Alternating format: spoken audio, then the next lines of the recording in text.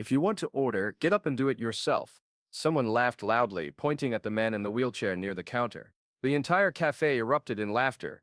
A few people recording videos. He didn't react, just stared straight ahead toward the window. Half an hour later, 4 military SUVs parked outside. 6 Marines walked in. Who was sitting in the middle of the cafe?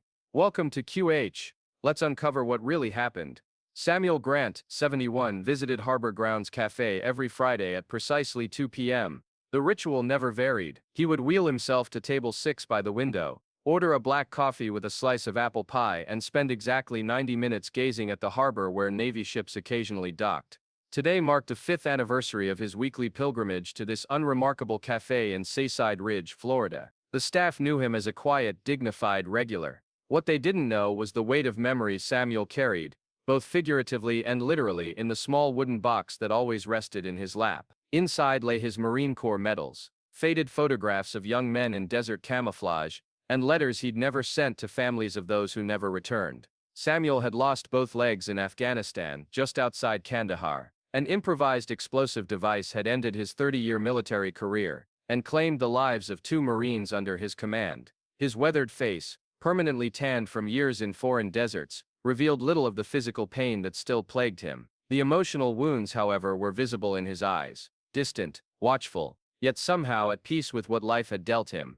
This particular Friday, Harbor Grounds buzzed with unusual energy. A group of college students, celebrating the end of finals week, filled the normally quiet afternoon with boisterous conversation and laughter. Samuel navigated his wheelchair through the crowded space with practiced precision, nodding politely when people moved tables to accommodate his passage. At his usual spot, he placed a small laminated card on the table that read, "Veteran, please serve gently." The request wasn't for special treatment, but a practical acknowledgement of his sometimes shaky hands and startled reactions to sudden movements, residual gifts from his time in combat. Jenna, a new waitress in her early 20s, approached with a nervous smile. "Good afternoon, sir." "The usual." Samuel nodded, his voice a gravely whisper cultivated by years of shouting orders over helicopter rotors. "Thank you, young lady." From a nearby table, 3 men in their 30s, well-dressed in business casual attire, observed the exchange. One nudged another, whispering something that made them snicker. Samuel pretended not to notice, focusing instead on arranging his wooden box precisely parallel to the table edge. "Look at this,"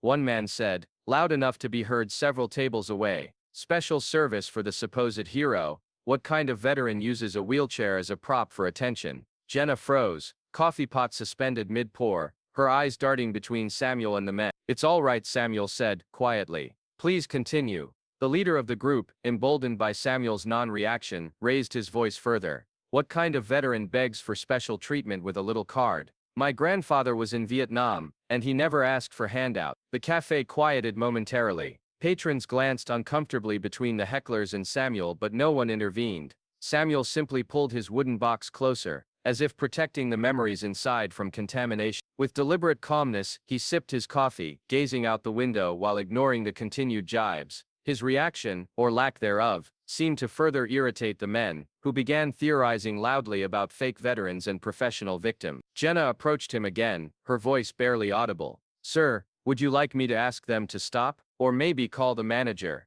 Samuel looked up at her, a gentle smile creasing his weathered face. "No need, miss. There was a time when words like those would have mattered to me. That time has long passed." He returned to his coffee and his view of the harbor, seemingly undisturbed by the growing hostility just a few tables away. The wooden box remained under his protective hand. There are people who choose not to react, not out of weakness, but because they've walked through battlefields. As Samuel sipped his coffee, the 3 men grew increasingly bold. The tallest one, wearing an expensive watch and a smirk that suggested he'd never been denied anything in life, began recording with his smartphone. "Ladies and gentlemen, we've got ourselves a genuine American hero," he narrated mockingly. "So heroic he needs a special card to get his coffee." His companions laughed on cue. Several cafe patrons shifted uncomfortably in their seats, but intervention remained limited to disapproving glances. When Samuel reached for his fork, his hand trembled slightly, a combination of age and nerve damage from his military service. The utensil slipped from his grasp, clattering onto the floor beside his wheelchair. "Stand up and get it yourself," shouted one of the men, triggering another round of laughter. Samuel assessed the situation with tactical precision. The fork lay just beyond his reach. Attempting to retrieve it would require maneuvering his wheelchair in the confined space, potentially disrupting other customers. With the same calculated patience that had once guided him through minefields, he began the careful process of repositioning his chair. Jenna hurried over. "Please let me get that for you, sir." Samuel paused, looking up at her with clear eyes. "It's all right, I'm used to it." His simple response, devoid of self-pity or anger, fell into a suddenly silent cafe. The weight of his quiet dignity seemed to momentarily dampen even the heckler's enthusiasm. In that brief moment of quiet, an older woman sitting alone in the corner studied Samuel more carefully. Her eyes widened slightly in recognition, as she noticed the small bronze pin on his jacket lapel, a distinctive emblem representing a specialized Marine unit that had been decommissioned years ago. Without drawing attention, she slipped outside, phone already in hand. The moment passed. The three men, perhaps unsettled by the temporary silence their cruelty had created, doubled down.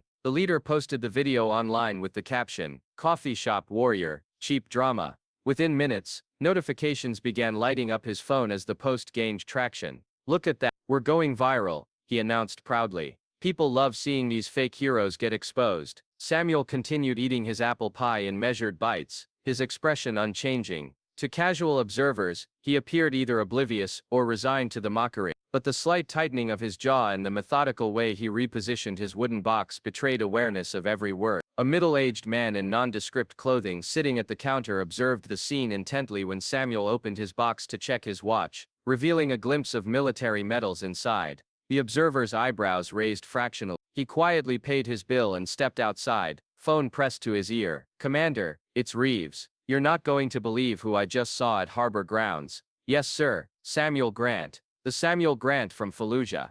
"No, sir, I'm certain. Still has that wooden box." "They're disrespecting him, sir." "Yes, sir, I'll wait here." Inside the cafe, the situation continued deteriorating. One of the men wadded up a napkin and tossed it toward Samuel's table, landing it perfectly in his open wooden box. Inside, partially visible now, lay a weathered envelope. The exposed corner revealed a handwritten line. "If I never make it back, Sam is the man to trust." Samuel's hand moved with surprising speed to close the box, his knuckles whitening as he gripped the wooden edges. For the first time, his expression darkened momentarily before returning to its practiced neutrality. "Ooh, did we touch a nerve?" taunted the leader. "What's in the box, old man?" "Participation trophies." A few customers began gathering their belongings. Uncomfortable with the escalating situation, but unwilling to become involved, the cafe manager, a young man barely out of college, hovered uncertainly near the counter, clearly conflicted between confronting paying customers and protecting another. Samuel checked his watch again, a military-issue timepiece with a scratched face that had survived more combat than most soldiers. It was now 3:15 p.m., 15 minutes remained in his weekly ritual. Despite the hostility surrounding him, he showed no signs of departing early. As if sensing the unasked question, he spoke softly to Jenna when she brought him a refill. "I come here every Friday at this time because I made a promise." "A promise to who?" she asked, glancing nervously at the three men who were now scrolling through their phones, admiring their growing social media attention. "To the men who couldn't come home," Samuel replied simply. "We agreed that whoever survived would remember the other." This was the last American cafe several of them visited before deployment. He gestured subtly toward the harbor. "Their ship left from that dock." Jenna nodded, suddenly understanding the ritual's importance. "They're still watching the video. It already has hundreds of views," she whispered, horrified. Samuel's expression didn't change. "Young lady, when you've had real bullets fired at you,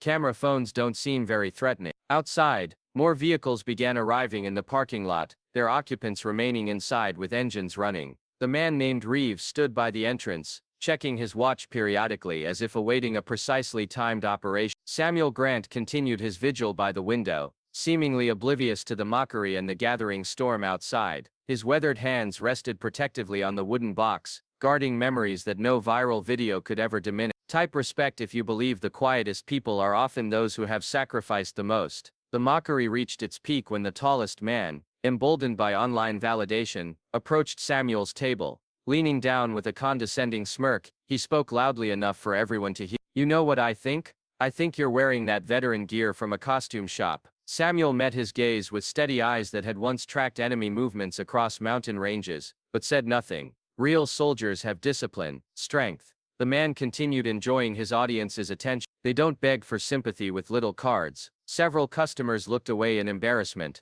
Jenna hovered nearby, coffee pot clutched like a weapon, uncertain how to intervene. One of the man's companions aimed his phone directly at Samuel. Come on, hero, say something for our follower. They're loving this expose of stolen valor. Samuel's silence seemed to infuriate them further. The leader reached toward the wooden box, fingers inches from the lid. What's so precious in here anyway? Let's see these supposed medals. Samuel's hand shot out with surprising speed, gripping the man's wrist. He didn't squeeze or twist, just held it with the quiet certainty of someone who once subdued enemies with his bare hands. Not this, Samuel said softly. Not ever. The sudden reaction startled everyone, including the heckler, who yanked his arm back as if burned. Did you see that? He assaulted me. He looked around for support, finding only uncomfortable stares. I'm getting the manager. This guy's dangerous. Outside, a synchronous rumble of engines broke the tension. Through the cafe's large front windows, patrons watched as 4 black military SUVs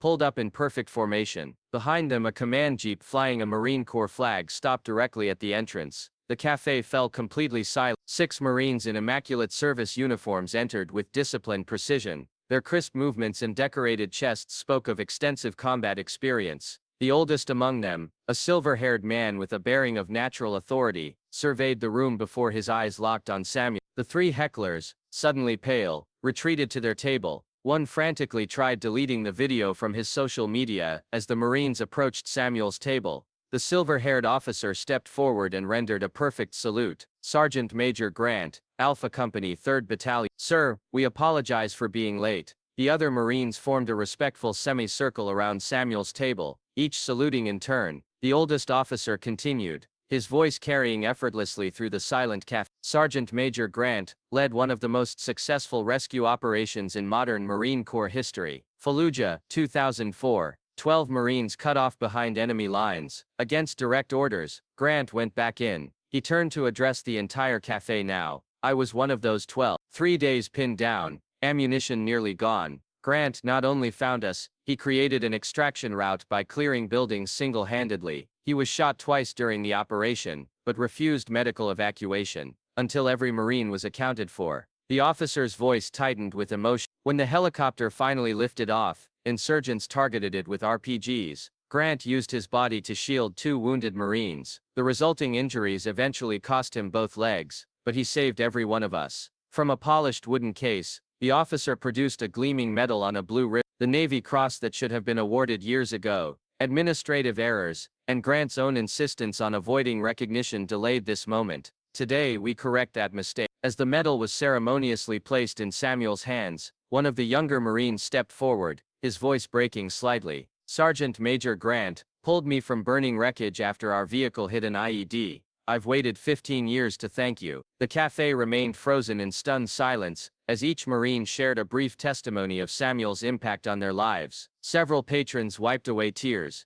The 3 hecklers, now hunched in their seats, stared fixedly at the floor. When the last Marine finished speaking, Samuel finally broke his silence. These honors belong to those who didn't come home, he said, voice steady. I accept only as their representative. Jenna, the young waitress, had retreated behind the counter, tears streaming down her face. I'm so sorry, she whispered, when Samuel caught her eye. I should have said something, should have stopped them. Samuel shook his head gently. You've done more than enough. You've provided a place for remembrance every Friday for 5 years. That matters more than you know. One of the hecklers, shame finally overwhelming arrogance, approached hesitantly. Sir, we had no idea. The video, I'll take it down immediately. Samuel regarded him thoughtfully. Leave it up. Sir, let people see what happens when we judge without knowing someone's story. Perhaps it will make them think twice next time. The cafe manager, finally finding his courage, approached. Sergeant Major, your money's no good here anymore. Not today, not ever again. Samuel shook his head. I'll pay my bill like anyone else. Special treatment wasn't what I fought for. As the Marines prepared to depart,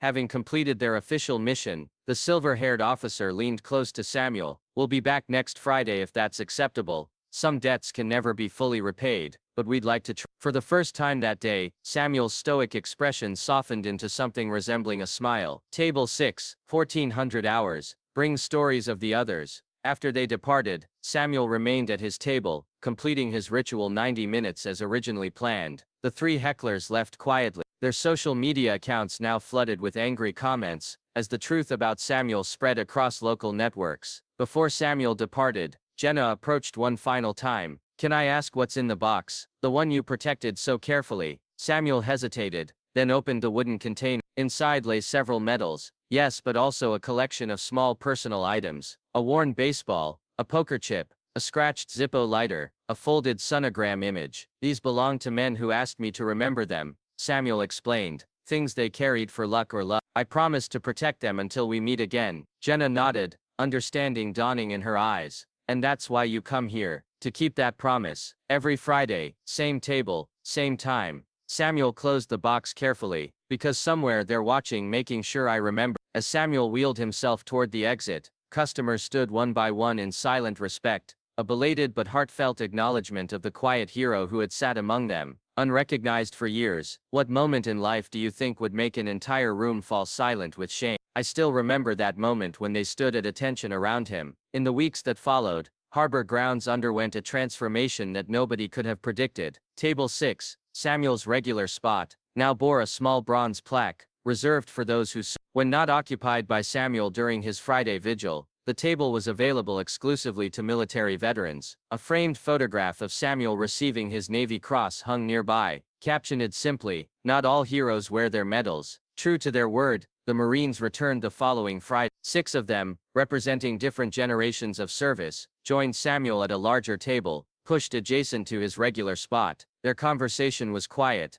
but punctuated by occasional laughter. The unique camaraderie of those who had faced death together and lived to remember those who hadn't. This became a new tradition. Each Friday at 2 p.m., Samuel would arrive first, taking his place at table 6. By 2:15 he would be joined by Marines in civilian clothing, their military bearing unmistakable despite the casual attire. Sometimes there were 3, sometimes a dozen. The oldest among them had served in Vietnam, the youngest had recently returned from Syria. Samuel welcomed them all equally as guardians of the same flame. The wooden box remained Samuel's constant companion, but its contents had expanded. Each Marine who joined his weekly gathering contributed something small, a unit coin, a handwritten note, a photograph. One by one they entrusted Samuel with their most precious memories, understanding that no one would protect them more fiercely. Jenna, the young waitress who had witnessed Samuel's humiliation and vindication, requested permanent assignment to the Friday afternoon shift. Under her initiative, the cafe instituted a suspended coffee program, where customers could prepay for veterans' orders.